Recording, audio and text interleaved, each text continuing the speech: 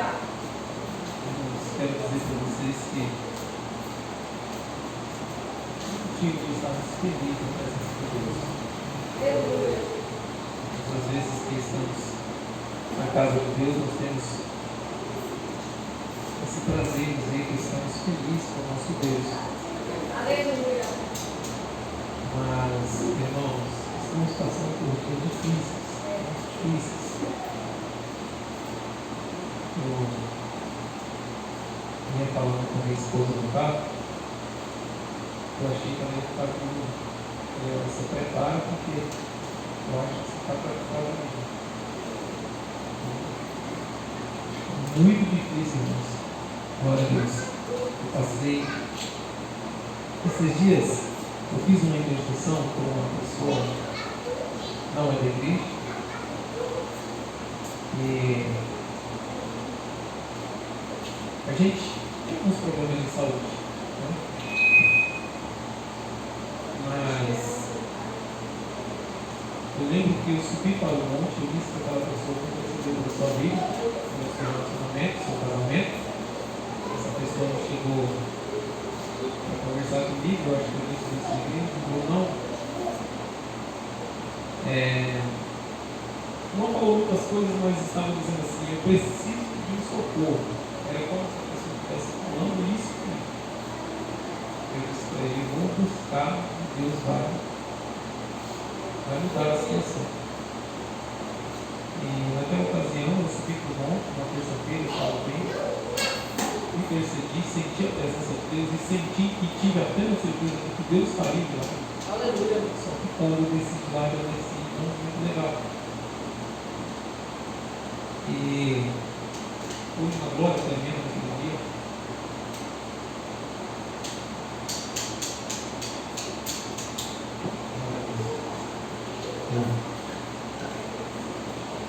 será que eu estou fraco para falar bem com o microfone? Você está ouvindo bem aí? Não. O microfone não está bom. Acho que é isso. Glória a Deus. Glória a Deus. Oi.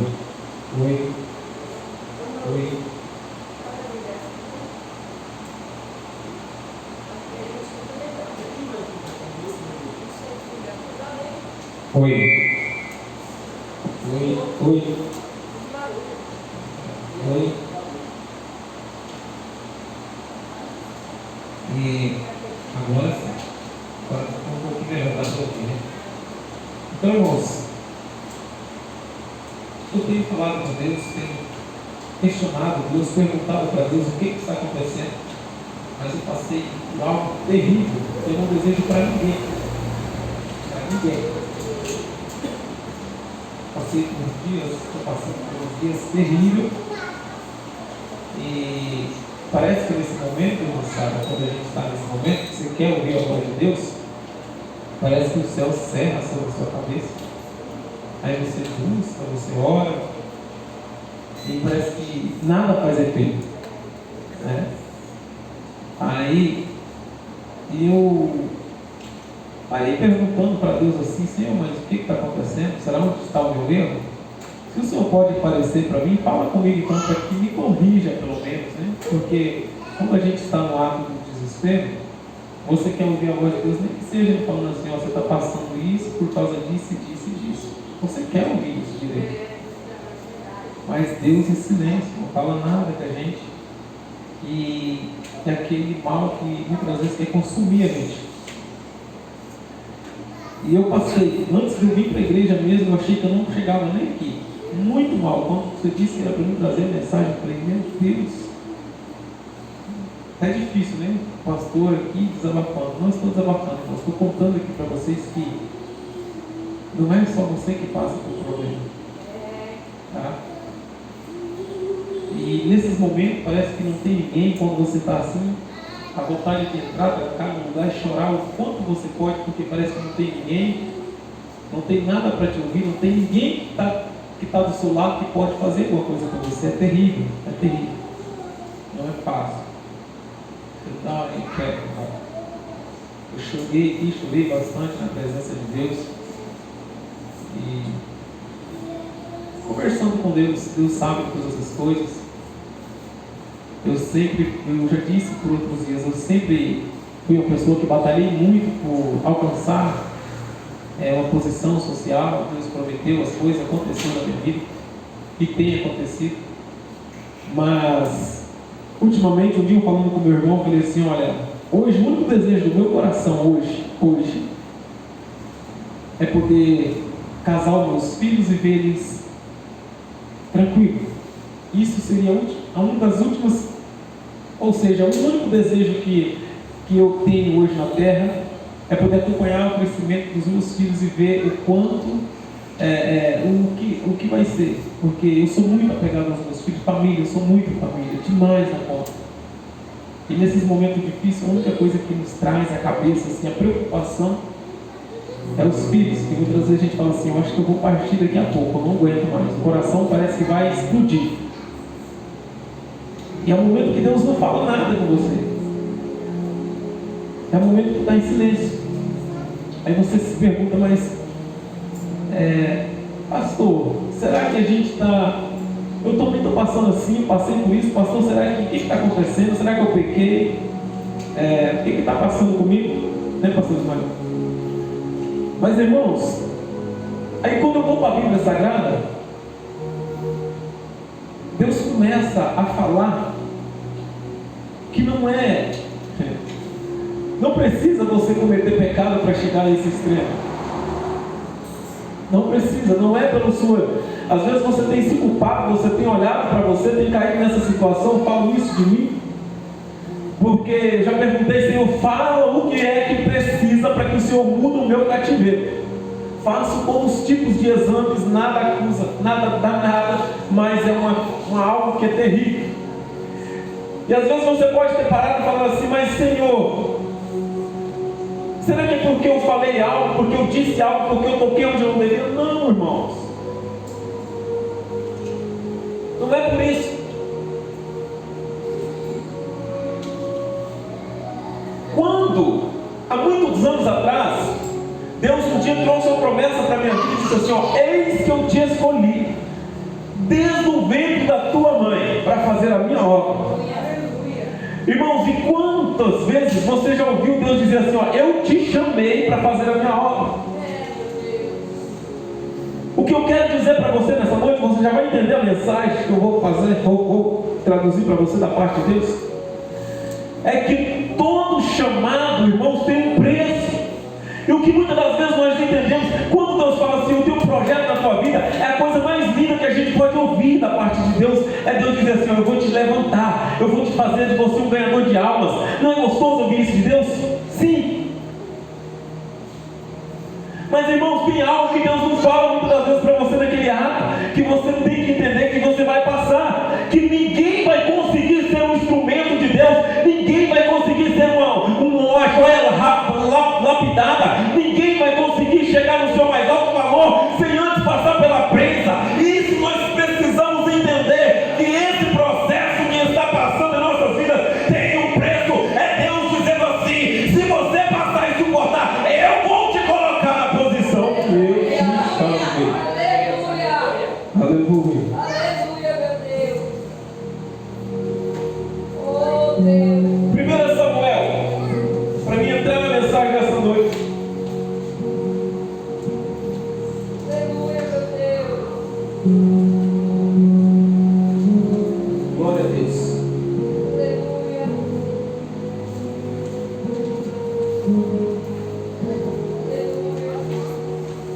1 Samuel capítulo 16. Ele diz assim, ó. 16, versículo 1.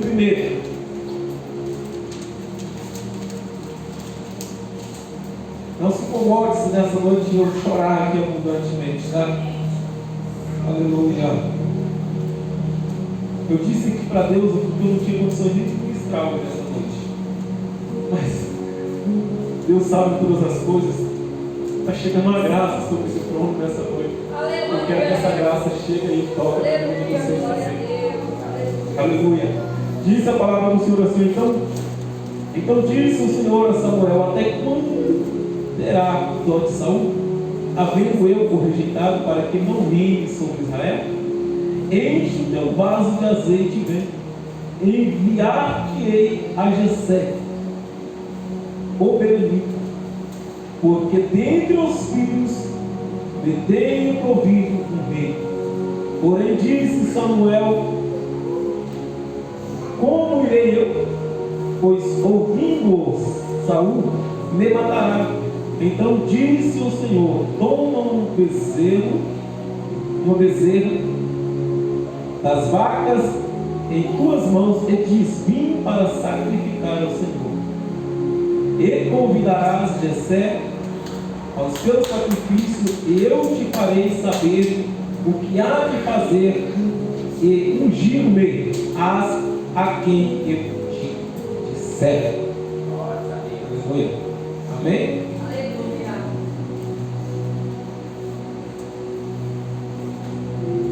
Irmãos, Davi foi um homem que teve a história narrada, e muitas pessoas hoje narram, contam a história de Davi. Mas, presbítero Murad, sabe o que Deus me levou a entender?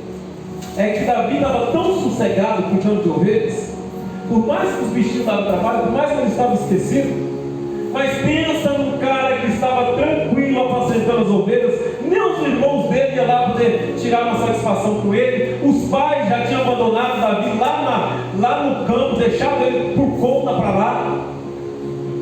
Davi tinha uma vida sossegada. Dá para entender, pastor Ismael, que Davi tinha uma vida sossegada, ele fazia o que ele bem entendia, ele ia, vinha quando ele queria, porque não tinha obediência a ninguém, nem os pais estavam perto para poder estar conversando com Davi. Pensa num cara que estava tranquilo, mas tudo de repente toma uma dimensão diferente na vida de um homem, quando Deus decide conversar com Saul e dizer assim: olha, Saul, você vai descer lá na casa de Jessé, pega um vaso de azeite ou um chifre com azeite, vai à casa de Jessé, porque lá tem alguém que eu já levantei como rei, porque Saul eu já o rejeitei. Davi lá tranquilo, simplesmente preocupado, em muitas das vezes tomaram a ovelha da boca do leão, tomaram a ovelha da boca do urso, ou assim sucessivamente, mas Davi estava tranquilo, não tinha perseguição de ninguém. Aleluia. Aleluia. Pensando no cara tranquilo, irmão, estava lá Davi. Mas de repente aí, quando Deus fala assim: olha, vai lá, Samuel, você vai ungir. Davi está lá sem preocupação nenhuma. De repente chega Samuel na casa de Jessé e fala: olha, eu vim aqui para sacrificar. Na verdade eu tenho que fazer um banquete com vocês. Então, naquela época, quando o profeta ia à casa de alguém, já era terrível. Jessé já pergunta: é de paz a sua vida? Ele diz: é de paz. Porque geralmente quando alguém recebia um profeta, quando o profeta ia, não é como hoje, muitas das vezes, a gente, em um momento difícil, a gente liga para alguém, faz uma oração para mim, não precisava disso, porque Deus já falava: ó, vai lá na casa de fulano, porque eu preciso falar com ele. Então, quando alguém recebia o profeta, ele já ficava trêmulo, já tinha medo, porque ele sabia que o profeta ele não andava, ele não ia na casa de ninguém visitar ninguém. A ida do profeta na casa de alguém era exclusiva para dar um recado ou para dizer algo da parte de Deus. E quando Samuel chega, Jessé pergunta: é de paz? É de paz. Mas vamos marcar um banquete, nós precisamos conversar. E ali Deus começa a falar com ele: junta os seus filhos, ponha na mesa,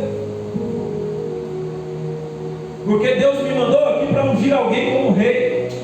Então ali, muitos dos que já estavam preparados, a Bíblia diz que os homens, veio primeiro os filhos, um filho mais velho, todos os homens preparados, homens bonitos, formosos, e já logo imediatamente pensando: eu não sou o rei. Aí Samuel para e fala assim: olha, mas espera aí, não vai sentar ninguém na mesa, porque ainda não. Tem mais alguém aqui?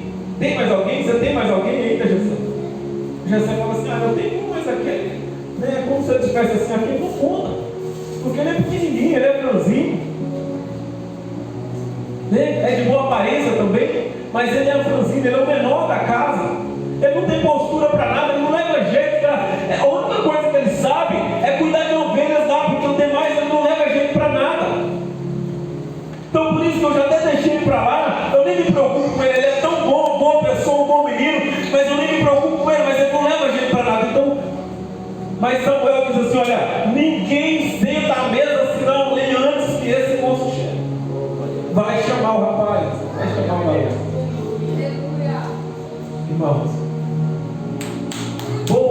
história que acontece na vida de Davi. Porque quando Davi chega, aí que eles vão sentarem à mesa, Deus vai falar para Samuel, dizer assim: olha, esse aí é aquele a quem eu levantei, escolhi como rei, para reinar no meu povo, para governar no meu povo. A Bíblia diz que Samuel agora vai ungir Davi, e ele volta para a sua casa. Mas irmãos, dali para frente começa as coisas acontecerem na vida de Davi. Dali para frente, as coisas tomam outro rumo na vida de Davi. Já começa que os invejosos que estavam do lado já não aceitam aquela situação. Seus irmãos já começam a olhar, já começa aquela intriga entre si, dizendo: mas por que ele? Sendo que nós temos postura, nós estamos mais qualificados, nós estamos preparados, nós sabemos manusear bem uma espada. Davi nem com a espada ele sabe lutar, ele não tem condições. Como que Davi vai governar uma nação? Não dá para acreditar no profeta. Eu quero liberar uma palavra para você. É quantas vezes alguém tem olhado para você e você muitas das vezes tem se sentido inferior porque alguém apontou o dedo para ti. Mas saiba de uma coisa, que quem escolheu você foi Deus. Quem escolheu foi Deus. Não adianta querer parar o projeto de Deus. Você não tem jeito, não tem postura, mas Deus te chamou.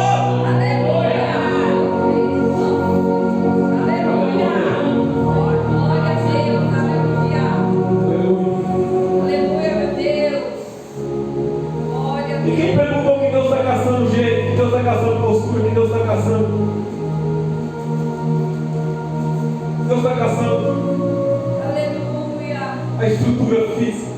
Ele usava, não. Aí a Bíblia diz que Davi continua lá pelo tempo. Daí a pouco começa: Davi, nós viemos te chamar porque você toca harpa. Aleluia. Os irmãos de Davi sabiam manusear bem a espada, mas a Bíblia não fala que eles sabiam tocar a harpa. Aleluia. Ei, você pode até não saber cantar, você pode até não ser o melhor vocal da igreja, você talvez não fez um curso para canto, mas na sua vida foi colocada uma unção que ninguém tira. Sobre a tua vida existe uma unção que ninguém tira, ninguém toma, e não tem como imitar aquilo que Deus colocou na tua vida. Você talvez pense assim: mas eu não louvo bem, eu sou inferior, eu sou o menor. Mas quando Deus te chama, não é o qualificado, não é aquele que tem curso, não é aquele que fez todos os estudos que vai ocupar a posição. É você que Deus chamou. Aleluia. A Bíblia diz que de repente o rei está lá em processo, o inimigo vinha perturbar o rei Saul e chamava, um chamava o outro, ninguém conseguia resolver a situação. De repente vai atrás de Davi. Ah, meu Deus. Ó, Davi, vai lá com a sua harpa, Davi. Chega na presença do rei, faz alguma coisa. Quando Davi começava a tocar a sua harpa e salmodiar, a Bíblia diz que de repente o espírito maligno que tinha vindo da parte de Deus era expulso da vida de Saul. Aleluia. Ah, pastor, mas eu acho que eu estou no momento de parar, porque na igreja eu sou só mais um. Lá na igreja ninguém me enxerga. Eu queria ser assim, mas quando eu ponho a mão para fazer alguma coisa, vem alguém querendo barrar.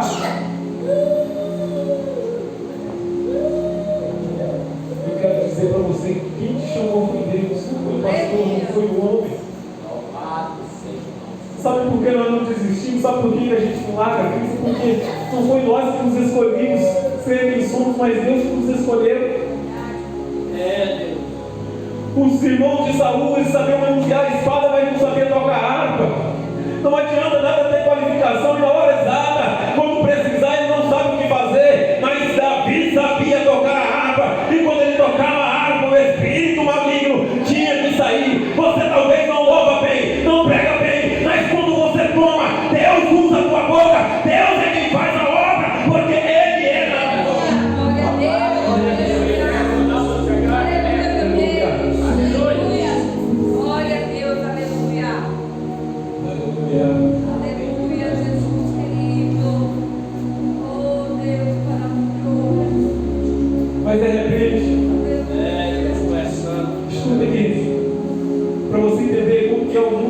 espiritual.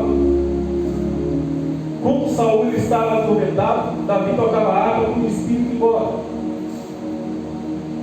Mas daí a pouco, quando Saul descobre que Davi era o seu sucessor, Davi tinha sido ungido como rei em seu lugar. Agora Saul persegue Davi a todo custo para matar Davi. Você não está entendendo isso aqui? Isso é forte. Ah, pastor, mas sabe por que eu estou desistindo? É porque o irmão, quando ele estava mais precisando, eu estendi a mão para ele.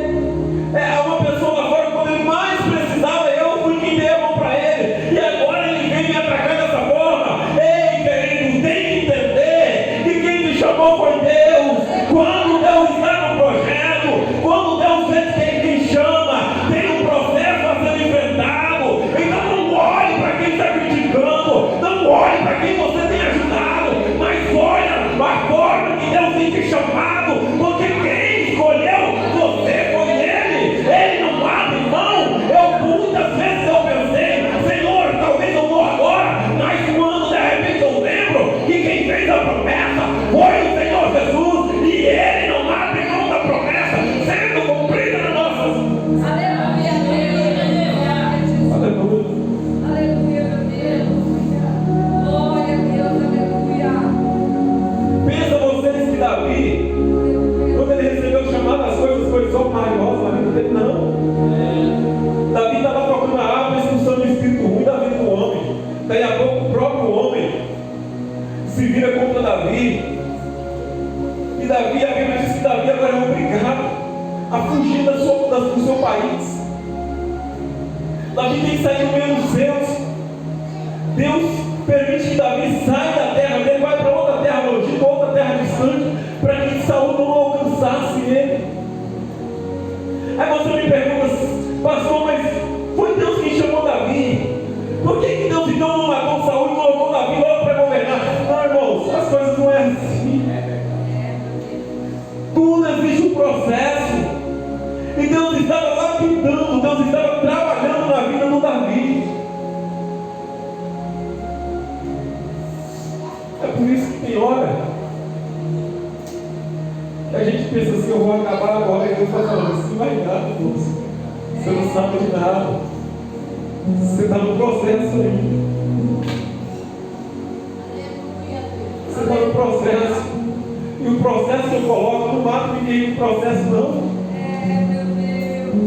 Davi eu coloquei no processo, Davi não morreu. Saul foi atrás de Davi, tentou matar Davi. Davi passou por as dificuldades maiores da sua vida, depois que ele é escolhido como rei. Mas quem disse que Davi morreu no processo? Não morreu.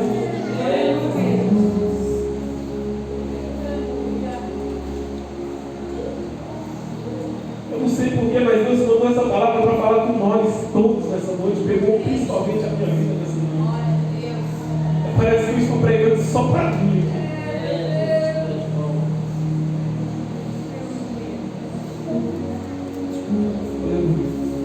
Eu estava no monte essa semana antes de ontem, falando com Deus, conversando com Deus. Quando você está no processo, é coisa diferente.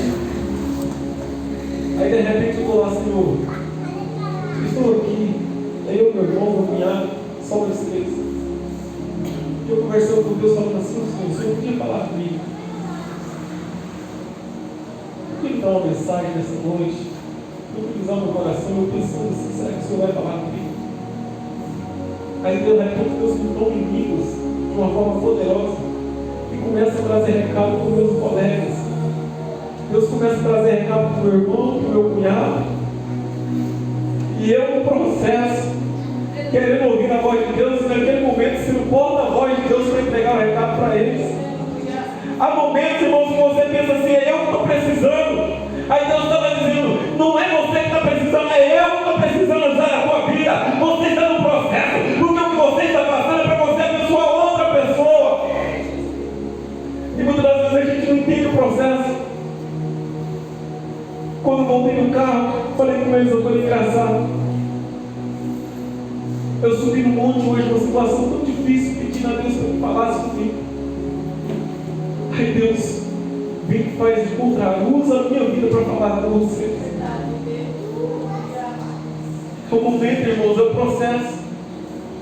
O processo não tem como pular. Bom seria se a gente pudesse chegar nessa página aqui que está escrito, rasgar ela fora e pular lá para a parte boa, mas não tem como.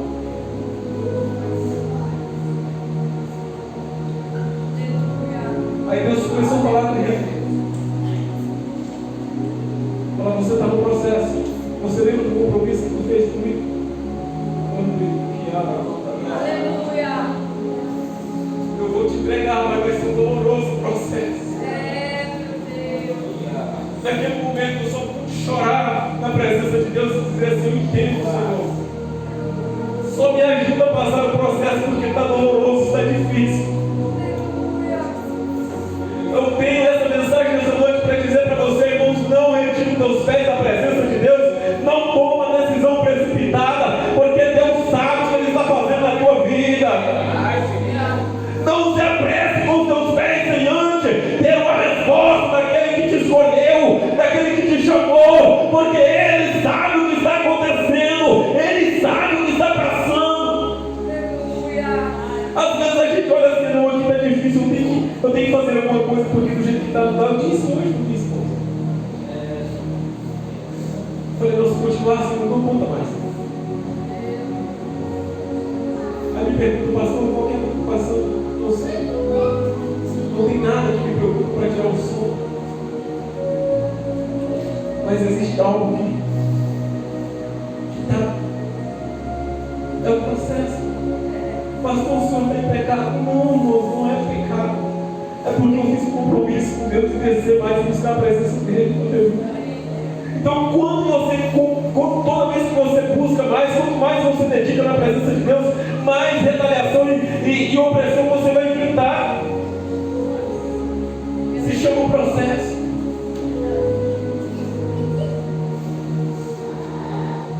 Não adianta. Não tem como fugir do processo. Pastor, mas em casa está difícil. Na hora que eu olho assim, dá vontade de abandonar, não faça isso. Porque nós temos que passar o processo. Só pede a Deus graça, porque Ele vai te dar graça. Davi, ele teve um momento que ele teve que fugir, ele teve que sair. Davi passou por muitas dificuldades. Para ele chegar até o reinado, irmãos, vocês pensam que foi assim? A promessa de Deus foi falada e Davi já, mais do que depressa, Deus veio, tira Saul e coloca Davi para reinar? Não. Para Davi ocupar o reinado, Davi passou por muitas batalhas. Vocês pensam que Davi também não passou por um momento depressivo naqueles dias? Passou. Vocês acham que é só nós que passamos por momentos ruins na nossa vida? Por opressão, por fadiga, por momentos de canseira? Esses dias eu lamentei tanto com Deus, depois eu comecei a chorar e eu te perdoo outra vez. Eu não sou melhor do que Jesus. Mas sabe onde Jesus me levou? Onde Deus me levou a meditar? A Bíblia diz que quando Jesus ele estava se aproximando dos dias da crucificação, ele sentiu tanto medo e tanta agonia que ele chamou os discípulos: será que vocês não podem orar comigo? Agora imagine, irmãos, alguém que é Deus, 100% Deus, pastor Ismael. Ele sentiu tanto medo, tanto pavor, ele estava tão agoniado, que ele pediu para os discípulos: será que vocês não podem vigiar comigo, orar comigo um pouquinho? A Bíblia diz que a carne dele estava trêmula, ele sentiu tanta agonia. Irmãos, segundo os cientistas, para um homem chegar à extremidade que chegou Jesus, outra carne como a nossa, outro ser humano não resiste. Porque a Bíblia diz que naquele momento, quando ele estava naquela agonia, o seu suor começou a transformar em sangue. É um processo que o corpo humano entra, que é um processo de tanta angústia, tanta aflição na alma, para se transformar o suor em sangue. Então, quando eu lembrei disso, eu comecei a entender que eu não passei nada, nem nós não passamos nada. É relacionado àquilo que Jesus passou no momento que ele estava aproximando da crucificação. Imagina o tamanho da aflição na alma, a agonia que ele sentia naquele momento. Aleluia, meu Deus!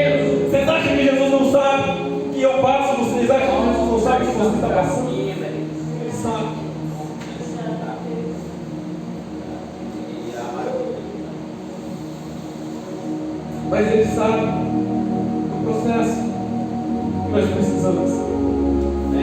Mas quando Jesus decide tomar aquilo que foi dado a ele, ele disse assim: olha, Pai, se possível, passa de mim esse cálice. Ele estava dizendo: olha, Pai, se tivesse como.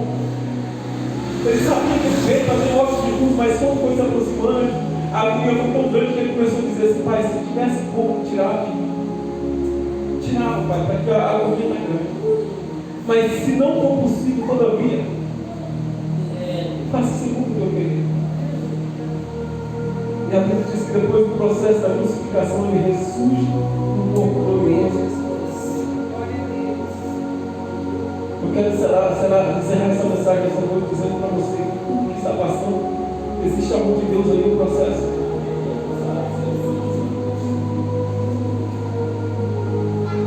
Deus está te preparando para algo grande e você não sabe. Deus está preparando a sua vida para algo maior, porque Davi ele passou por muitas dificuldades para ele chegar a ser rei naquela época. Foi perseguido, humilhado, mas Deus estava com ele. Nós não somos diferentes. Tem momentos que somos perseguidos, o adversário ele quer a todo custo nos tirar a nossa vida, porque ele sabe o que Deus tem na nossa vida. Pensa você que o Satanás não sabe, mas ele sabe o tamanho da pedra que você é no caminho dele.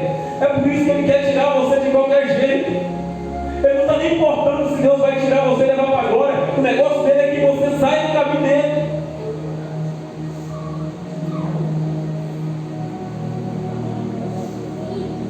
Satanás não quer que o crente bagunçado. Pensa que as pessoas dizem assim: ah, mas se for bagunçado ele quer levar, mas o crente que tem a vida no altar, ele está nem aí. Ele preocupa-se. Porque quem tem vida no altar, quem é escolhido, quem é chamado, ele sabe o tamanho do problema que vai ser na vida dele, no caminho dele. É por isso que ele quer tirar nós da presença de Deus a qualquer custo.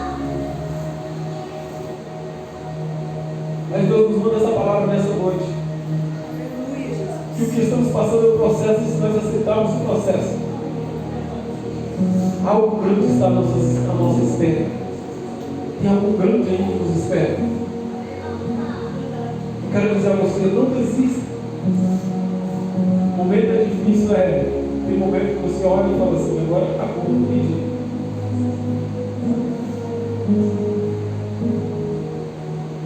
Aí Deus está falando assim: não, eu sei, né, como você consegue. Eu sei quanto você ainda consegue resistir. A palavra dele diz que ele não dá uma prova além daquela que eu e você podemos suportar. É difícil, irmãos, para todos.